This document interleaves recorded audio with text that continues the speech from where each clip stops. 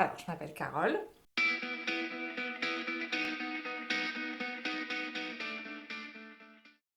Comment je me décrirais? Comme une rêveuse qui aime les choses simples de la vie et qui aime rigoler et faire la fête. Voilà, tout simplement. Émotive? Ouais, émotive. Émotive, c'est le mot. Parce que là, je me retiens quand même. Je fais trop facilement confiance. Mais ça, je rectifie le tir petit à petit. En vieillissant, je deviens plus sage.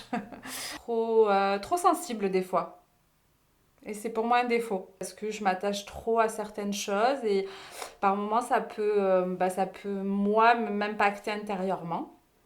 Et d'où ça devient un défaut, même si la sensibilité parfois c'est bien.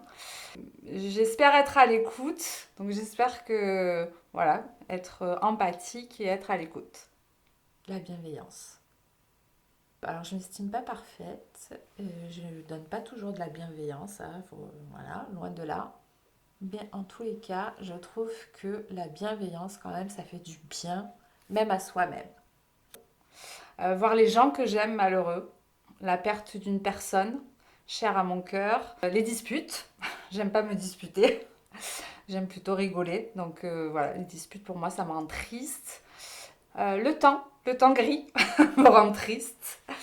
Je suis trop une fille du Sud, je crois. Et, euh, et le malheur des autres. D'entendre rire, de partager des moments de fête et de discussion avec mes amis, ma famille. Ma famille est très très importante pour moi, surtout mes enfants. Et me balader, une simple balade peut me rendre joyeuse. La découverte de nouveaux lieux, euh, des choses simples en fait. Mon métier, j'adore mon métier, c'est une reconversion que j'ai réalisée il y a 5 ans maintenant, mais qui je pense a toujours été finalement ancrée en moi. Dès que j'ai eu ma propre chambre, il fallait que je la décore, que je mette des posters partout. Elle changeait de disposition, tous les 15 jours je changeais, même si elle faisait peut-être 10 mètres carrés. Mon premier appartement, ça a été pareil. Je voulais qu'il soit beau, qu'il soit parfait. Je voulais de beaux meubles. Enfin, voilà, j'ai toujours été attirée par ça, mais la vie m'a amenée sur d'autres chemins, sur une autre voie professionnelle.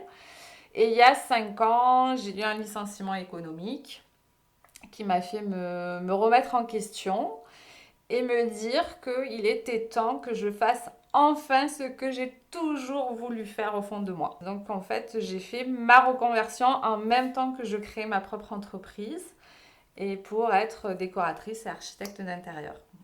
Et c'est un métier qui est particulier parce que le métier de décorateur, finalement, il n'y a pas vraiment de diplôme. Ce sont des formations, mais des formations attestantes et pas diplômantes.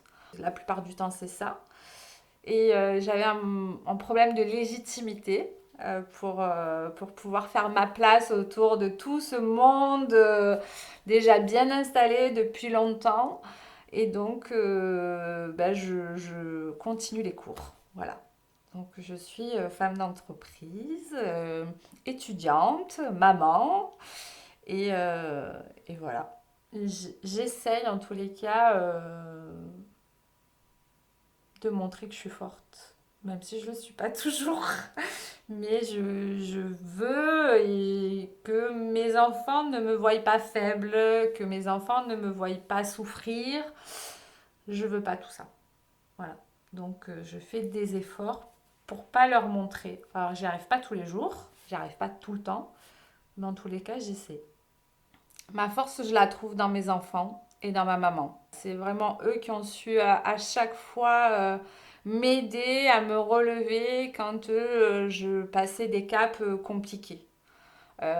S'ils n'avaient pas été là, si j'avais pas eu leur amour, ouais, ça aurait été très compliqué. Je pense que je suis quand même courageuse, même si j'aime pas trop me mettre en avant, c'est pas trop mon truc. J'arrive à puiser dans mes réserves et je trouve toujours une solution pour rebondir. Je l'ai peut-être pas à l'instant T, mais en tous les cas, je la trouve. Et j'ai toujours réussi comme ça. Donc j'ai eu à un moment donné trouvé la force dans le sport.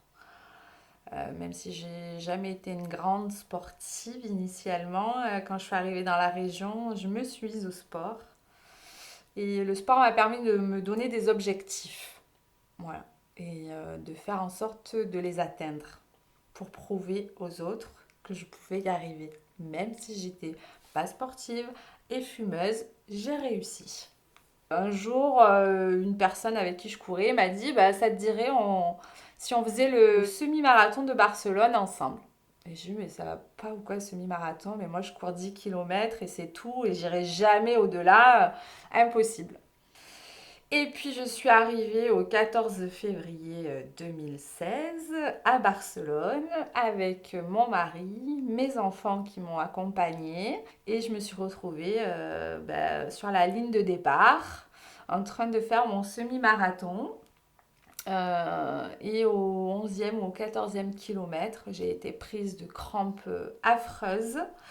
Mais je me disais non, non, non, tu es là, tu as fait venir tes enfants, ton mari est là, tu as fait 2 mois d'entraînement intensif, tu peux pas ne pas y arriver, c'est pas possible, tu peux pas échouer en fait. Donc j'ai fini ma course à pied avec des crampes et je suis arrivée à la ligne d'arrivée. Et là, je crois que ça a été un trop plein d'émotions qui s'est déversé sur moi en voyant mes enfants, mon mari, ma fille qui était en larmes. Mon mari, pareil, avait les larmes aux yeux. Et je voulais y arriver parce que ma fille, à cette époque-là, c'était une adolescente qui se cherchait. Et je voulais juste qu'elle comprenne qu'en fait, dans la vie, tout est possible. À partir du moment où on se donne les moyens, où, euh, où on se pousse, on se met des coups de pied aux fesses, hein, concrètement, on va sortir de notre zone de confort, il n'y a pas de raison que ça ne marche pas, quoi. Et ça, c'était un peu le message subliminal que je voulais lui faire passer. Ouais, ça a été une force pour moi en tous les cas, de faire ce parcours-là. C'est pas toujours simple d'exprimer des choses qui me tiennent à cœur, qui me prennent aux tripes. A priori, je laisse transparaître beaucoup de choses de non-verbal et que du coup, ils arrivent facilement à savoir mes émotions, si je vais bien, si je vais pas bien, si j'essaye de cacher quelque chose. Donc, je suis pas. C'est un point que je dois améliorer, la communication. Par contre, j'essaye malgré tout, de l'inculquer à mes enfants. Voilà. C'est un peu contradictoire, mais comme je sais que c'est quelque chose dans lequel je pêche, en tous les cas, j'essaie de leur dire qu'il faut communiquer, qu'il faut dire les choses, qu'il ne faut pas les garder au fond de soi. Voilà, mais c'est un travail de longue haleine, parce que c'est déjà un travail que je dois faire moi. Donc voilà. Après, ma communication passe par l'écriture, parce que c'est plus facile pour moi d'écrire que d'avoir une élocution. Parce que l'élocution va amener forcément des émotions que j'ai pas forcément envie de montrer. Alors que l'écriture, on va peut-être le ressentir, mais on va pas me voir. Et j'aime pas trop qu'on me voit pleurer. Et les mots sont plus faciles à écrire qu'à dire. Ça veut pas dire forcément qu'ils ont moins d'impact, parce qu'un écrit reste, une parole, elle s'en va. Mais du coup, il y a certaines choses qui doivent avoir de l'impact. Et les écrire, c'est bien. Leur joie de vivre et leur simplicité. Et c'est ce que j'aime dans mes amitiés, dans ma famille, où il y a des moments où on peut avoir des prises de sérieux parce qu'on se le doit, parce qu'on est dans un contexte où on se doit d'être sérieux.